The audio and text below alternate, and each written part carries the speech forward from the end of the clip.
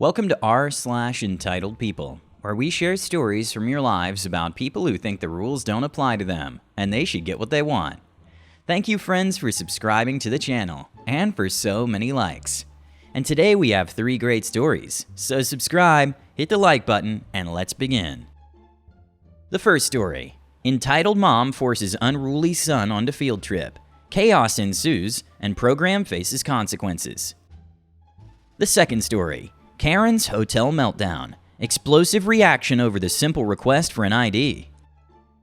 The third story. Per hotel nightmare, unpaid training, low wages, and legal battles as workers take a stand. The first story is EM bullies her kids way onto a field trip he has no business on. He acts like a maniac and is subsequently banned. EM cannot understand why he's being excluded. This happened a few summers ago when I was working as a staff member at a youth program. I no longer work there, and stuff like this is part of the reason why I quit. Quick background note. Everyone was technically required to undergo a short orientation before they were allowed to start their kids in the program, but we were badly understaffed, and it was hard to keep track. As a result, a lot of parents didn't complete it, either out of honest ignorance or by just lying because they couldn't be bothered and didn't think they should have to. The latter were also usually the parents of the most out-of-control kids. One kid in particular was a chronic problem from his first day. I never saw him moving at less than a dead sprint. He'd arrive in the morning with a party-sized bag of Takis and a 64-ounce cup of bright blue soda from 7-Eleven, and then leave a trail of red dust, crumbs, crushed chips, and sticky residue on every surface in the building. If another kid looked at him wrong or walked too close to him, he got physical without one instant's thought or hesitation. Imagine if you shaved the Tasmanian devil, pumped him full of sugar and junk food, and then set him loose. Just a 4-foot-tall blur of unbridled rage that eats and fights and spins in circles until it drops. For the purposes of this story, I'll call him Taz. Taz's mother, EM, naturally, did not complete the orientation, and also did not read any of the materials she was given with her application packet, including the parent handbook which explained the rules, levels of consequences for unacceptable behaviors, etc. Within a month, Taz got himself banned from many of the activity rooms in the building, booted from the junior t-ball team, ousted from the social room during movie time, and eventually barred from all field trips. EM was constantly making a fuss at pickup time, demanding to know why her son was being sent home with 6 different write-ups and was being excluded from activities. But before he was unilaterally banned from getting on our bus and leaving the building, I had the bad fortune of taking Taz on a field trip because his EM threw a fit. So that's the main story I'm telling here. 8:30 a.m., I was loading the bus to take a small group of kids rock climbing. It's important to note that this field trip was restricted. Anyone who wanted to participate had been required to attend a 1-hour safety briefing and instructional session to prove they could listen and be trusted not to damage our gear or hurt anyone. We had only distributed about 10 to 12 permission slips, and only to kids I had personally approved. Anyway, I got the kids into their seats and was putting the gear in through the rear door when a car rushed into the parking lot and stopped right next to the bus. EM hopped out, grabbed up Taz from the front passenger seat, where he was way too little to be riding, and marched him right up and tried to put him on the bus. Luckily, the folding doors were already closed, so she had to come around the back and talk to me first. It went something like this. EM, y'all going on a field trip? Taz wants to go. Me, I'm sorry, but Taz isn't approved to go on this trip. EM, just put him on the bus and I'll sign the permission slip later. Me, I'm absolutely not allowed to do that for any field trip, but this one in particular had a requirement of EM, fine, I'll go inside and sign it now, just put him on the bus. Me, again, I'm sorry, but he didn't complete the required training to come on this trip. The only kids on the bus are the ones who have demonstrated. EM, are you saying my son's not good enough to come on this trip? I paid in advance for 3 field trips, and he has a right to get on this bus. Now open the door before I go get Mr. Bossman. Me, if you feel like you need to talk to Mr. Bossman about this, he's right inside. But I cannot put Taz on the bus and we need to be going. EM, don't you move. You wait right there while I go talk to Bossman about this. At this point, I have the bus fully loaded and the doors shut. I cannot leave the kids on the bus to go inside and deal with this. I don't want to get everybody off the bus so we can all go inside. I decide to wait a minute on the off chance I'm called in to defend myself. I could see EM through the front window, yelling and gesticulating at the front desk staffer and then at Bossman. Finally, Bossman walks out with Taz and EM looking very smug. Bossman, Hufflepuff Tato, I'm giving Taz permission to board the bus, okay? Me, Mr. Bossman, Taz has not taken the training for rock climbing, and he's a couple of years younger than the next youngest person who did complete the training. I just don't think this is the right field trip for him. Boss man, your objection is noted, but I'm approving it under my authority as director. If he doesn't follow the rules and listen to you, he won't be allowed to go again. Please find him a seat. Taz leaps up the stairs, flashes me an SH-eating grin, and throws himself into his seat. EM gives me a grin to match, gets in her car, and takes off again. Literally the second we parked at our destination, and I opened the bus doors, Taz flew out and took off. For the entire duration of the trip, he broke every single rule. He ran far ahead of the group and ignored me when I called him back. He took off his shirt and jumped in a pond. He wouldn't wait while I tried to give him some basic instructions, and started slinging around a rope with a carabiner on one end and nailed another kid in the face, then laughed as they cried. He started wrestling with another kid in full kit and got all their gear and ropes tangled together. As I was trying to untangle the mess, he lost patience and pulled so hard that he broke a plastic fastener and rendered his gear unusable.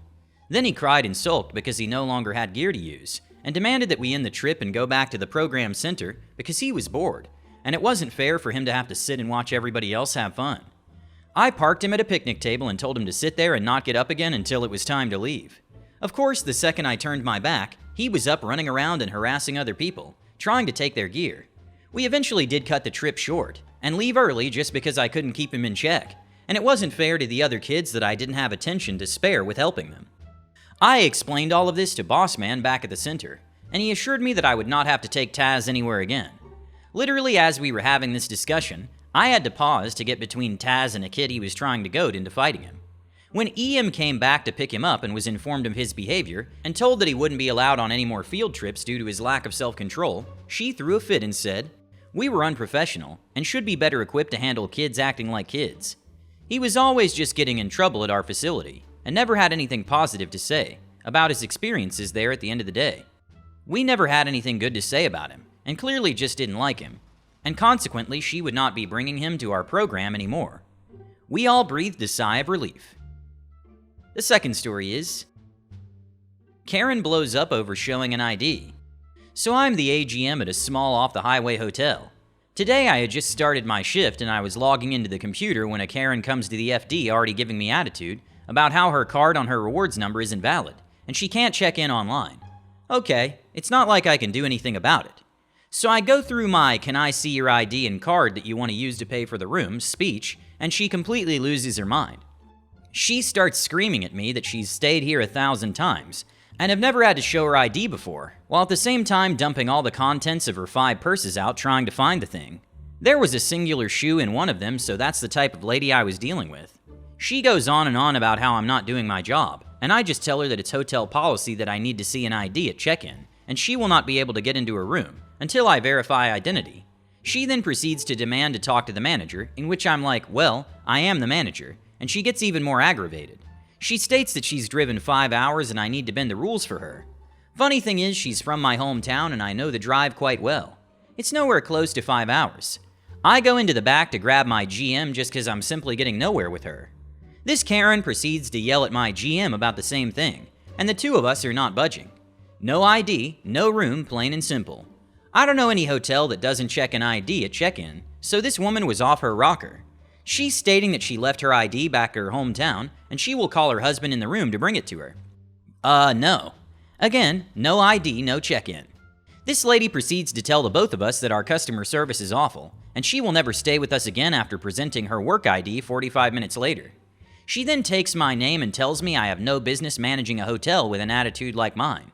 Then yells at me that I'm charging her more. As I explain the incidental fee, she tells me that it's never been a thing and I'm just taking her money. I don't know what kind of water she drank or what planet she came from, but the incidental fee and the presentation of an ID is standard across all hotels. When you're being a Karen to me, I'm not willing to bend the rules for you to get what you want. She's in her room now and proceeded to yell at the housekeepers for some reason or the other. I'm guessing a new name on the DNR is in our future after her checkout tomorrow. The third story is, Boss Lady will be losing her only workers. It's my first time writing something like this. I hope I did it right. I live in Sweden, by the way. I, 19 male, was contacted recently about a job opportunity. It was a pet hotel ran by a single lady in her house and plot of land. Space build for around 40 cats and 10 dogs. To put it into perspective, I had an interview short after and was asked to start tomorrow, Tuesday. Little experienced me who's fresh from school forgot to ask some important details and decided to just forget it. Big mistake. Me and another dude, 19 male, let's call him Jim, started immediately that day. We were the only workers there as the other two there quit recently. The deal was that she'll pay us 110 KR per hour, around $11 for 2 weeks, Monday through Friday, 6 hours a day. After that, we will get the normal pay, around 2,000 USD per month for newbies. We weren't presented with any contract at that time, but we thought it was normal. It was weird she didn't pay us the normal rate from the beginning too well, but oh well, we paid it no mind.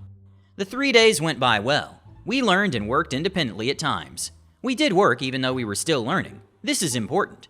And on the end of our shift on Thursday, the third day, she showed us a schedule she made. It showed us working 7 days every week starting next week, until January 18th. Immediately after, she took us one-on-one and started talking briefly about the contract.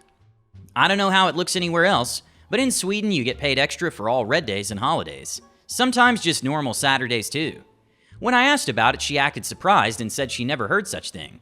Said it sounds complicated to add to our pay, she won't be doing it. When Jim asked her the same question, he got the same response. That'll mean she wants us to work 7 days a week, which will amount to around $10 per hour. It's basically nothing here.